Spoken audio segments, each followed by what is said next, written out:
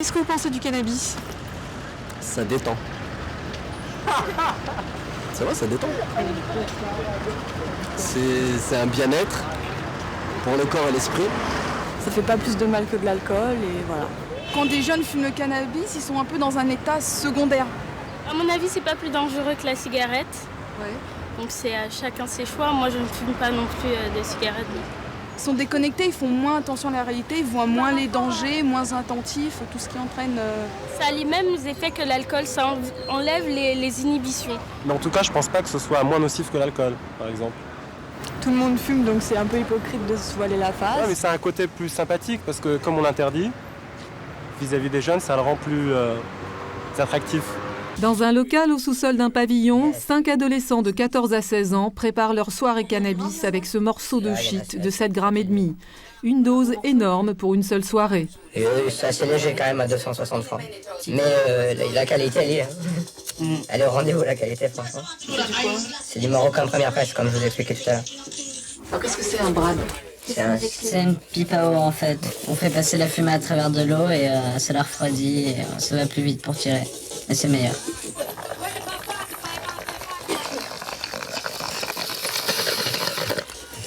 En fait, c'est plus violent et le shit, tu prends en fait l'équivalent à peu près d'un joint en une tape.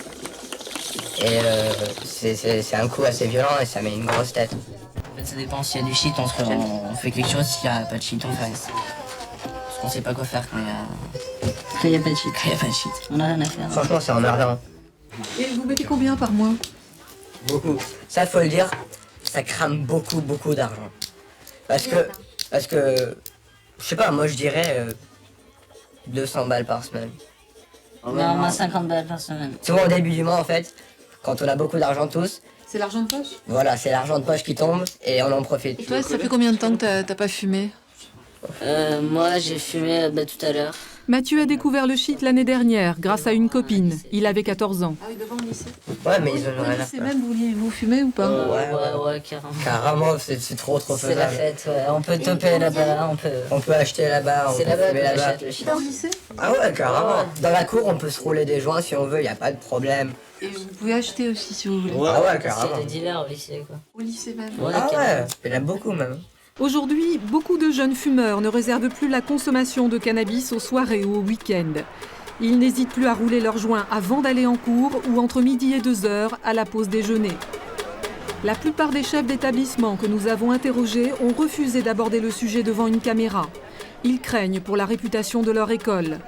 Pourtant, aucun lycée n'est épargné par le phénomène cannabis. Plus grave encore, ce problème se rencontre désormais au collège, comme nous le confie le principal d'un établissement à Bordeaux. Tous les chefs d'établissement peuvent reconnaître ce que je suis en train de reconnaître, qu'il y a une prise de plus en plus précoce du cannabis dans les établissements scolaires. Ce que je découvre en collège aujourd'hui, en 90, c'était dans les lycées. En 80 ou en 70, c'était dans les universités. N'essayons pas de dire « avant c'était mieux », constatons-le et essayons de trouver les moyens pour que justement ça s'arrête. Rares sont aussi les enseignants qui acceptent d'en parler. J'ai toujours l'impression que c'est vraiment à partir de la 4e que ça commence vraiment nettement et j'ai pas l'impression qu'il y en ait plus. Mais il y en a beaucoup, y compris dans un lycée comme ici qui est quand même très protégé. Vous le voyez à quoi? On voit au regard, on voit l'affachissement certains matins, on voit la tenue. Ah oui, il y a certains matins, il y a des élèves ou certains jours à début d'après-midi, on voit très bien qu'ils ne sont pas dans un état complètement normal. Espèce d'endormissement, les yeux un peu brillants, il n'y a aucun doute.